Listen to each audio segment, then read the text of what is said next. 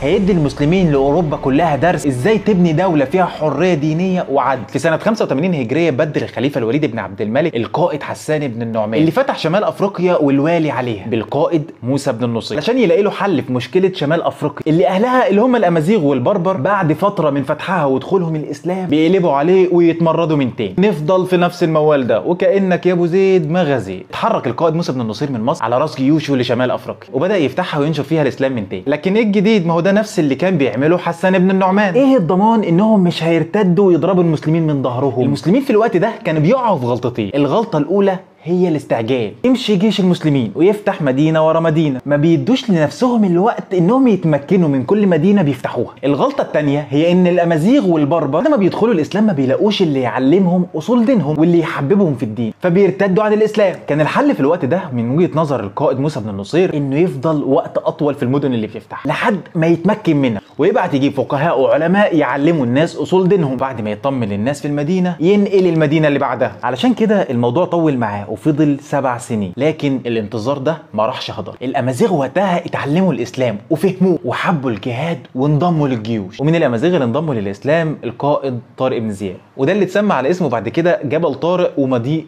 جبل طارق. كمل الفيديو للاخر وهتفهم ليه. طارق بن زياد قدر انه يوصل لمدينه طنجه في المغرب وبقى والي عليها بامر من موسى بن النصير. ركز معايا بقى في الحته دي. المغرب اللي بيفصل ما بينها وما بين الاندلس مضيق اللي هو مضيق جبل طارق. المضيق ده فيه مدينتين، مدينه طنجه ومدينه سبته. المسلمين قدروا انهم يوصلوا لحد طنجه، لكن سبته كانت تحت حكم واحد اسمه يوليان، وده كان تبع حكام اسبانيا في الوقت ده. طارق بن زياد كان عاوز يكمل للاندلس، لكن كان في مشكلتين. الاولى هي مدينه سبته اللي ما قدرش يدخلها وبقت حاجز ما بينه وما بين الاندلس. المشكله الثانيه هي السفن. صحيح المسافه مش كبيره وتقريبا 14 كيلو، لكن احنا هننقل جيش بسلاح، والمسلمين كان كل غزواتهم بري فما فيش اسطول بحري، وفضل الحال كما هو عليه. في الوقت اللي المسلمين كانوا بينشروا فيه الاسلام وبيبنوا حضاره، كانت اوروبا في سنين ضل من تخلف وظلم وناس غلابه متاكل حقها من الحكام. والحال في الاندلس ما اختلفش عن باقي اوروبا، كان بيحكمها قبائل اسمهم القوط الغربيين، كانت عاصمتهم مدينه طليطله. حصل انقلاب في طليطله من قائد الجيش لوزريق اللي بيقتل الملك غطشه واي حد تبعه، وبتعيش الاندلس في هم وغم. طب ايه اصلا الاندلس دي؟ بص يا سيدي، في شبه جزيره اسمها شبه الجزيره الايبيريه، جه سكن فيها قبائل جايه من الدنمارك وجرمانيا اللي هي المانيا دلوقتي، كان اسمهم الفاندال، فتسمت شبه الجزيره دي بفاندليسيا. بعد كده اتحرفت لاندوليسيا وبعدها الاندلس. طب الاندلس دي فين بقى دلوقتي؟ الاندلس يا سيدي دلوقتي اتقسمت ما بين اسبانيا والبرتغال. نرجع لحكايه. هنا بيجي اليوم اللي كان مستنيه موسى بن النصير وطارق بن زياد. يوليان اللي كان بيحكم سبت واللي كانت عائق ما بين المسلمين والاندلس راح لطارق بن زياد يستنجد بيه. ليه؟ لانه كان تابع الحاكم اللي اتقتل في الاندلس. ومش بس كده، لا ده بنته كانت موجوده في قصر الملك، فبنته بعتت له الحقني الملك الجديد بيعتدي عليا. يوليان وعد طارق بن زياد انه هيساعدهم يعدوا للاندلس، لا وكمان هيديهم سفن. بعت طارق بن زياد للقائد موسى بن النصير، لكن موسى بن النصير قال له انه لازم يستنى لغايه لما يبعت للخليفه الوليد بن عبد الملك. وجه رد الخليفه كالاتي: خذها بالسرايا حتى ترى وتختبر شأنها ولا تغرر بالمسلمين في بحر شديد الاهواء. لكن موسى بن النصير اقنع الخليفه وقال له ما فيش بحر ولا حاجه، دول هم 14 كيلو، واللي واقف في طنجه يقدر اصلا بعينيه يشوف البر الثاني. لكنه برضه سمع كلام الخليفه، وقبل ما يبعت الجيوش جهز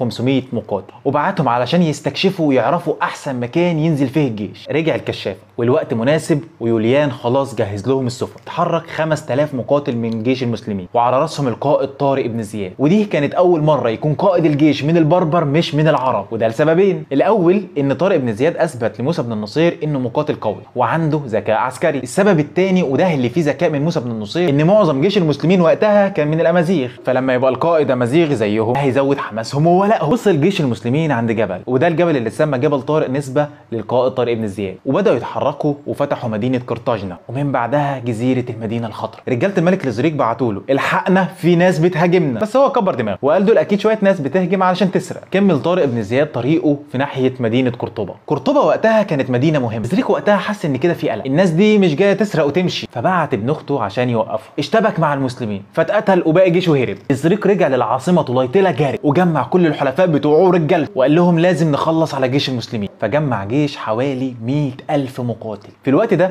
يوليان حاكم سبته اللي كان جه مع طارق بن زياد كان عارف كل خبايا الاندلس وعارف مين اللي بيكره لزريق، وبدا يعمل معاهم اتفاقات انهم يساعدوا جيش المسلمين علشان يخلصهم من المصيبه ده. كمان بعت طارق بن زياد لموسى بن النصير علشان يبعت له مساعدات، فبعت له 7000 مقاتل. وصل عدد جيش المسلمين في الوقت ده 12,000 مقاتل، غير الحلفاء اللي جمعهم يوليان. وصل لوزريق بجيشه ل 100,000، وبدات معركه شديده. وبالارقام 100,000 قصاد 12,000 طبيعي ان المسلمين هيخسروا. لكن طارق بن زياد جمع جنوده وقال لهم: ايها الناس، اين المفر؟ البحر وراءكم والعدو امامكم، فليس والله الا الصدق والصبر فانهما لا يغلبان. وبعد 8 ايام من الحرب بيتقتل لزريق وبيتباد جيشه. بيبعت طارق بن زياد لموسى بن النصير وبيقول له ان الطريق مفتوح، وكمل طريقه وفضل يفتح مدينه ورا مدينه لحد ما فتح الاندلس وبدا حكم المسلمين. هيدي المسلمين لاوروبا كلها درس ازاي تبني دوله فيها حريه دينيه وعدل. والعلماء المسلمين هيخلوا الاندلس المكان اللي اي حد بيدور على علم يروح علشان يتعلم. من العلماء المسلمين اللي ظهروا في الاندلس في الفتره دي هو العالم عباس بن فرناس، اول من حاول الطيران.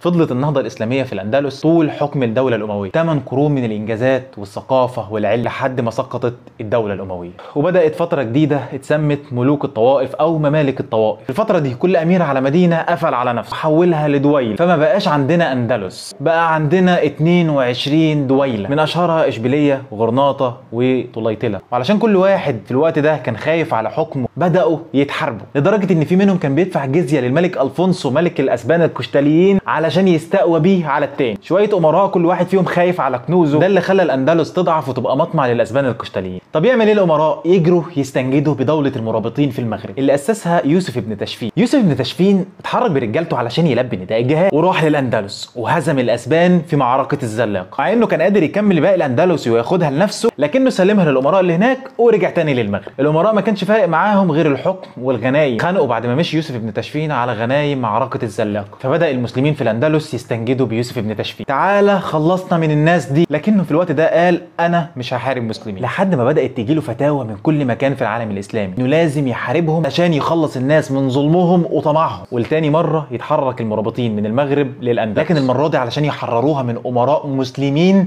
ظلموا اهلها. بينتصر يوسف بن تاشفين وبيحكم الاندلس، لكن مع الوقت ضعفت دوله المرابطين في الاندلس وبدات تقوم ثورات في المغرب، ده اللي نهى دوله المرابطين. بدات بعدها دوله جديده اتسمت دوله الموحدين، واللي معاها بتضعف الاندلس اكتر واكتر، وبيستنجدوا بملوك وحكام المسلمين، لكن ولا حياة لمن تنادي. كل واحد خايف على ملكه وكنوزه من اخوه، ونسيوا العدو الحقيقي اللي بينهي انجازات سنين وقرون. الاسبان القشتاليين ما سموش على المسلمين، وقعوا اماره ورا الثانيه لغايه لما وصلوا لغرناطه، وسقطت اخر رايه في رايات الاندلس في سنه 1492. وفي النهايه ما تنساش تدعي لاخواتنا اللي حقيقي محتاجين الدعاء، وادعمنا بلايك وشير واشترك في القناه لو لسه مش مشترك، واشوفكم في حكايه جديده.